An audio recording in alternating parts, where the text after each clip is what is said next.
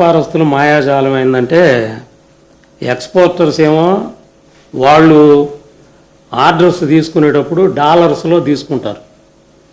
ఇప్పుడు dollar rate 97 రూపాయలు ఉంది, వాళ్ళకి వచ్చిన నష్టం ఏమీ లేదు కదా, డబ్బులు ఎక్కువ వస్తున్నాయి. వాళ్ళు రైతులను మోసం చేస్తున్నారు. అదేమంటే మాకు ఎక్స్పోర్ట్ ఆర్డర్స్ లేవయ్యా అంటున్నారు. లేకుండా వాళ్ళు ఇండెంట్ 142 మిలియన్లకి ఇండెంట్ ఇచ్చారు. టొబాకో బోర్డు ఆథరైజ్ చేసింది. కనీసం ఆ 142 మిలియన్లైనా గిట్టుబాటు ధర కొంటే తక్కిన సముద్రంలో వేసుకుంటాము, ఏదో ఒకటి చేసుకుంటాం. ముందు ఆ 142 మిలియన్లన్నా గిట్టుబాటు ధర లాస్ట్ ఇయర్ ఏ ధర వచ్చిందో, మన ప్రభుత్వంలో ఉన్నప్పుడు ఏ ధర వచ్చిందో ఆ ధరలకి ఇస్తే చాలు, మంచి ధరలు వస్తే రైతులు బాగుపడతారు. ఇవాళ రైతాంగం పరిస్థితి ఎట్లా ఉందంటే తెలుగుదేశం వాళ్ళు, కాంగ్రెస్ వాళ్ళు కానీ అందరూ రైతులే, పొగాకు పడిచ్చేవాళ్ళు అందరూ.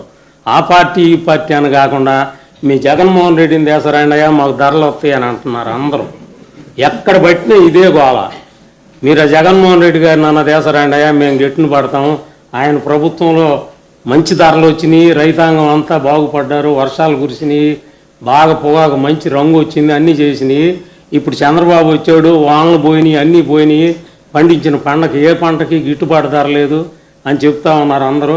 కాబట్టి మీరు ఏదైనా కానీ ఒక చర్య తీసుకొని మీరు వస్తేనే ఈ పొగాకు రైతులు ఈ మార్కెట్ మాంద్యం నుంచి బయటపడతారని ఈ సందర్భంగా కోరుతా ఉన్నాం.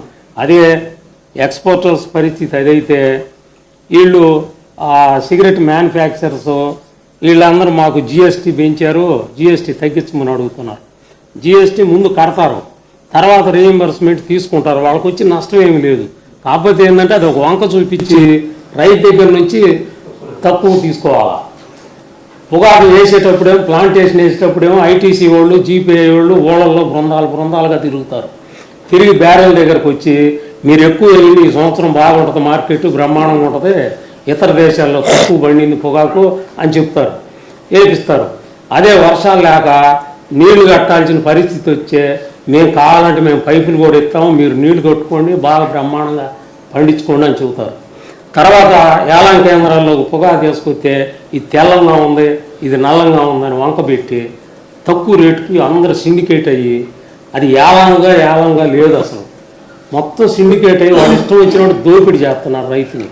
ఈ రైతు కష్టాలు గట్టెక్కాలంటే మీరు వచ్చి విజిట్ చేసి ఏదన్నా రైతాంగానికి చేయబట్టి నడిపించిన రైతు భరోసా కేంద్రాలు ఈనాడు మొత్తం నాశనం అయిపోయినాయి, ఎవరు లేరాడ. అదే యూరియా బస్తా కావాలన్నా కూడా చెప్పులు క్యూ లైన్లో పెట్టుకొని తీసుకుంటున్నారు కొన్నిసార్లు. మన ప్రభుత్వంలో మా రైతు మున్నిటికే తీసుకెళ్ళి అందించింది మా రైతు భరోసా కేంద్రాల ద్వారా. అలాంటి మంచి పరిపాలన వదులుకొని మా చెప్పుతోటి మేమే కొట్టుకుంటున్నామయ్యా, మీరు జగన్మోహన్ రెడ్డిని ఎట్టన్నా బతిలాడుకొని తీసరండి అని రాత్రి వచ్చేటప్పుడు కూడా మాకు చెప్పారు, మీరు బతిలాడన్నయ్యా ఎట్టో కట్ట తీసరండి, రేటు వచ్చిందని. ఇది సార్ మేము చెప్పదనుకున్నది.